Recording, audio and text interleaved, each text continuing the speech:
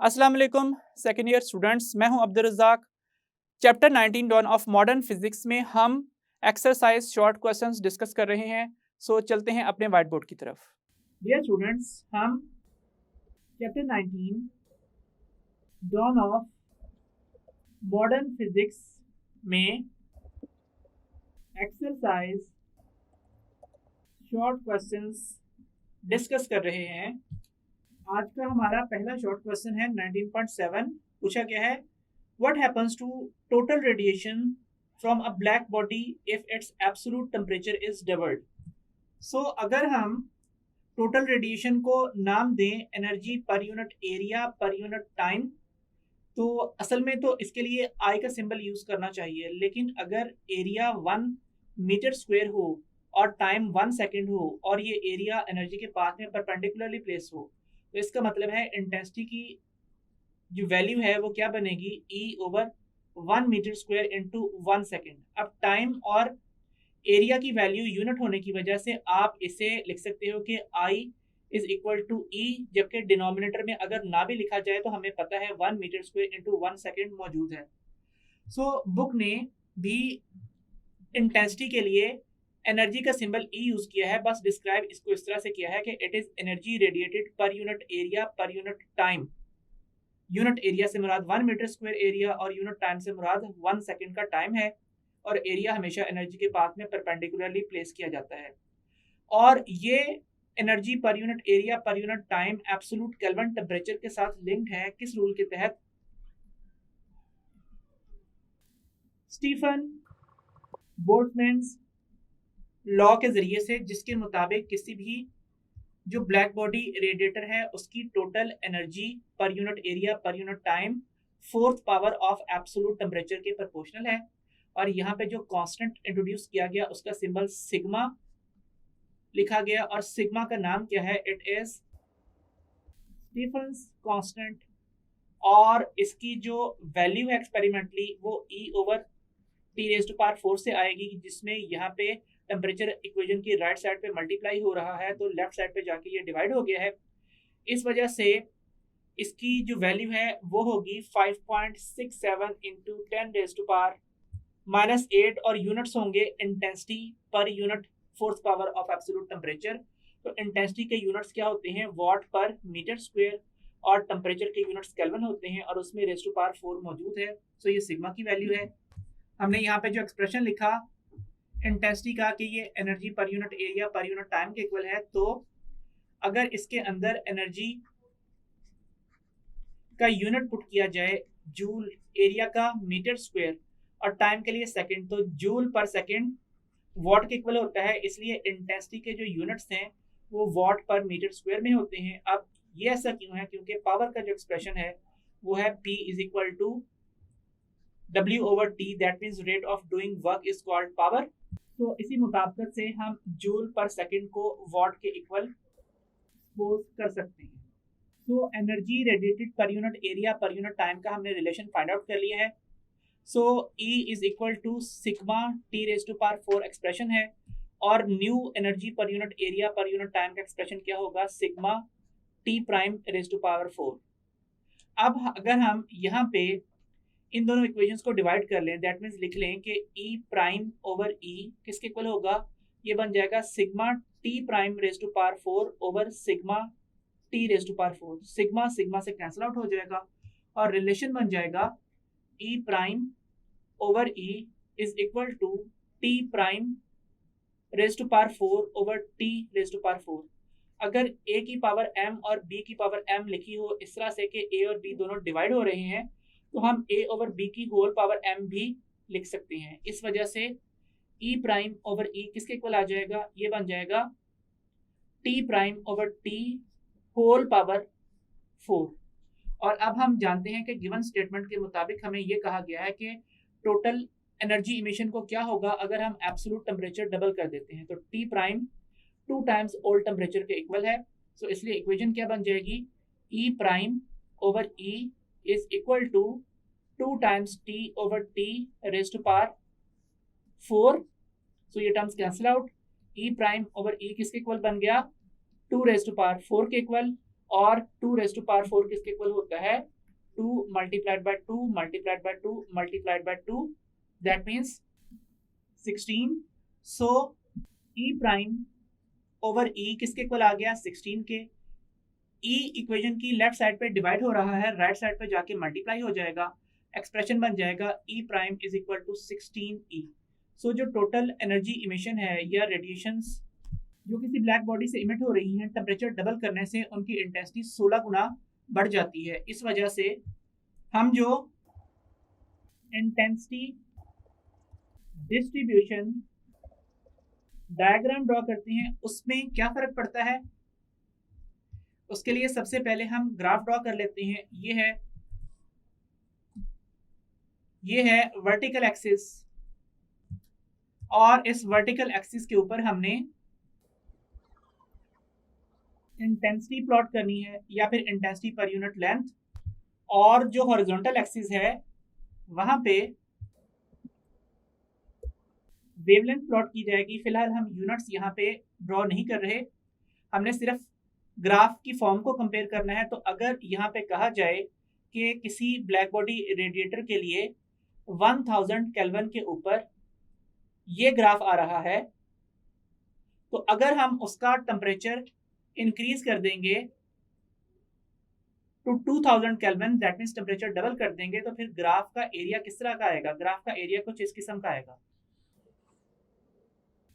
तो ये ग्राफ है इंक्रीज टेम्परेचर ऑफ 2000 केल्विन का, दैट मीन्स आपने एब्सोल्यूट टेम्परेचर डबल कर दिया है। तो इससे क्या हुआ कि इनिशियली जितना एरिया आ रहा था, अब आने वाला एरिया उससे 16 टाइम्स ज्यादा है, और इसी वजह से जो एनर्जी इमिशन है इस इक्वेशन के मुताबिक वो भी पहले से 16 गुना ज्यादा हो चुका है। सो इस क्वेश्चन का आंसर हम कुछ इस तरह से डिस्क्राइब करेंगे।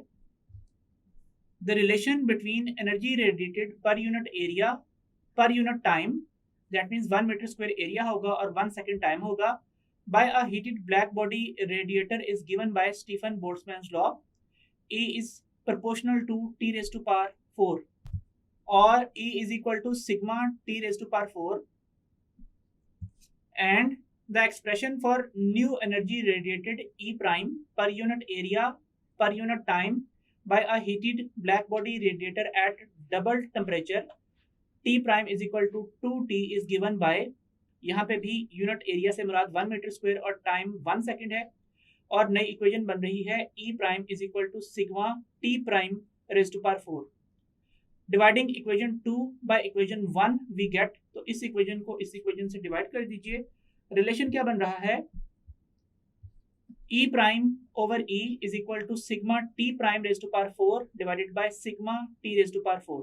सिग्मा सिग्मा से कैंसिल आउट होगा, रिलेशन बन जाएगा E prime over E is equal to T prime raise to power 4 divided by T raise to power 4। अब अगेन चूंकि हम a power m divided by b power m को whole power की form में a over b raise to power m इस सूरत में लिख सकते हैं, तो यहाँ पे भी हम 4 की पावर को एज अ होल लिख रहे हैं। एक्सप्रेशन बन रहा है e prime over e is equal to t prime over t whole raise to power 4। Since new temperature is linked with old temperature by the expression T prime is equal to 2T, the above equation becomes E prime over E is equal to 2T over T raised to power 4। अब T से cancel out हो जाएगा, सो क्या बनेगा E prime over E is equal to 2 raised to power 4, और 2 raised to power किसके equal होता है 16, सो एक्सप्रेशन बनता है E prime over E is equal to 16। अब यहाँ पे जो E है वो इक्वेशन की लेफ्ट साइड पे डिवाइड हो रहा है, राइट साइड पे जाके ये मल्टीप्लाई हो जाएगा, एक्सप्रेशन बन जाएगा E prime is equal to 16E। Hence, we can conclude that by doubling the absolute temperature of a black body radiator, the energy radiated per unit area per unit time is increased to 16 times of its initial value। और जाहिर बात है ये जो energy है ये इस graph के अंडर आने वाले एरिया के प्रोपोर्शनल है। अगर हम यहाँ पे इंटेंसिटी की जगह पे इंटेंसिटी पर यूनिट लेंथ लिखें, that means I over L, और साथ मल्टीप्लाई कर दें लैम्डा के साथ ताकि एरिया निकल आए, और कोई शेप डिपेंडेंट यहाँ पे कांस्टेंट भी होगा। जाहिर बात है कोई रेगुलर ज्योमेट्रिकल शेप नहीं है, तो कांस्टेंट भी कोई जो ऑलरेडी नोन है वो नहीं होगा, लेकिन यूनिट्स किस तरह से आएंगे कि लेंथ के यूनिट्स वेवलेंथ के यूनिट से कट जाएंगे और आंसर इंटेंसिटी के यूनिट में होगा, दैट मीन्स इसके यूनिट्स वॉट पर मीटर स्क्वायर में होंगे, वही यूनिट्स जो हम यहाँ पे ई प्राइम के लिए डिस्क्राइब कर रहे हैं। सो चूंकि energy radiated per unit area per unit time that means intensity 16 times increase कर रही है, तो यहाँ पे जो न्यू एरिया है वो भी 16 टाइम्स होगा इस ओल्ड एरिया की निस्बत। नेक्स्ट क्वेश्चन की तरफ चलते हैं। नेक्स्ट क्वेश्चन है, a beam of red light and a beam of blue light have exactly the same energy. Which beam contains the greater number of photons? तो यहाँ पे मैं आपको बताता चलूँ कि क्वांटम मैकेनिकली, अब हम जरा इसका आंसर देख लेते हैं कि लिखना किस तरह से है। हम इसको डिस्क्राइब करेंगे। A beam of red photons and a beam of blue photons carry same energies, i.e. quantum mechanical intensities. Quantum mechanics में इंटेंसिटी के टर्म नंबर ऑफ फोटॉन्स के साथ लिंक्ड है। सो अगर आप किसी बीम की इंटेंसिटी या टोटल एनर्जी फाइंड आउट करना चाहते हैं तो इंडिविजुअल फोटोन की एनर्जी को नंबर ऑफ फोटोन से मल्टीप्लाई करना होगा। So expression for intensity is given by I is equal to N E, जहाँ पे E और I दोनों ही जूल्स के यूनिट्स रखते हैं। Where n is the number of photons in a beam, E is energy of an individual photon given by E is equal to HF that is equal to HC by lambda. अब अगर आप इस E की जगह पे इसको put कर दें तो इंटेंसिटी का एक्सप्रेशन बन जाएगा NHF is equal to NHC by lambda. Since both beams are equally intense, so IR is equal to IB, और हमने यहाँ पे क्या करना है, IR की जगह पे ये रिलेशन लिख देना है रेड के सबस्क्रिप्ट के साथ NRHFR, और IB की जगह पे हमने यही टर्म ब्लू के सबस्क्रिप्ट के साथ लिख देनी है, दैट मीन्स NBHFB। और इससे क्या होगा कि ये रिलेशन में H कैंसिलेशन के बाद NRFR is equal to NBFB बनेगा। NB की टर्म इक्वेशन की लेफ्ट साइड पे आके डिवाइड होगी, FR की टर्म इक्वेशन की राइट साइड पे आके डिवाइड होगी। रिलेशन बन जाएगा NR over NB is equal to FB over FR। और अगर हम ये वाला रिलेशन यूज करें इस एक्सप्रेशन में तो IR की जगह पे लिखा जाएगा NRHC over lambda R red के सबस्क्रिप्ट के साथ, और IB की जगह पे लिखा जाएगा NBHC over lambda B blue के सबस्क्रिप्ट के साथ। तो अब यहाँ पे HC से कैंसिल आउट हो जाएगा और रिलेशन बचेगा NR over lambda R is equal to NB over lambda B। NB equation की लेफ्ट साइड पे आके डिवाइड होगा और लैम्डा R इक्वेशन की राइट साइड पे जाके मल्टीप्लाई होगा। रिलेशन बन जाएगा NR over NB is equal to lambda R over lambda B। अब अगर यहाँ पे कंपैरिजन किया जाए तो इस इक्वेशन में ब्लू की फ्रीक्वेंसी रेड की फ्रीक्वेंसी से ज्यादा है, और इस एक्सप्रेशन में रेड की वेवलेंथ ब्लू की वेवलेंथ से ज्यादा है। सो जब ये टर्म ग्रेटर देन 1 के इक्वल आती है, ये टर्म भी ग्रेटर देन 1 के इक्वल आती है, तो इस रेशो ने भी ग्रेटर देन 1 ही आना है, और ये तभी पॉसिबल है जब NR की वैल्यू NB से ज्यादा हो। सो हम क्या डिस्क्राइब करेंगे, since FB is greater than FR और lambda R is greater than lambda B, so NR is greater than NB. So if both beams carry same energies, i.e. intensities, a red beam contains more number of photons as each red photon carries comparatively less energy than a single blue photon. Next question की तरफ चलते हैं। Next है short question 19.9, पूछा गया है which photon red, green और blue carries the most energy and momentum. The expression for energy of a single photon is given by E is equal to HF that is equal to HC by lambda, and the expression for its momentum is given by the relation P is equal to HF by C that is equal to H by lambda. So both energy and momentum are directly proportional to frequency of a photon and inversely proportional to its wavelength. So E is directly proportional to F and P is directly proportional to F, or E is inversely proportional to lambda and P is inversely proportional to lambda. For red, green and blue photons, the order of frequencies and wavelengths are given by FR is less than FG that is less than FB, that means red की frequency सबसे कम है, blue की सबसे ज़्यादा है और green की इनके दरमियान में है, and lambda R is greater than lambda G that is greater than lambda B, that means red colour की wavelength सबसे ज़्यादा है, ब्लू कलर की वेवलेंथ सबसे कम है और ग्रीन की वेवलेंथ इन दोनों के दरमियान में लाई करती है। So the orders of their energies and momenta are given by, यहाँ मोमेंटम का प्लूरल है, ER is less than EG is less than EB and PR is less than PG is less than PB. So red photon सबसे कम energy और momentum carry करता है, blue photon सबसे ज्यादा energy और मोमेंटम कैरी करता है, और ग्रीन कलर्ड फोटोन की एनर्जी और मोमेंटम की वैल्यू इन दोनों के दरमियान में है. So the most energy and momentum are carried by blue photon among the given three colored photons. Dear students, remaining short questions हम next lecture से continue करेंगे. So until the next lecture, Allah Hafiz.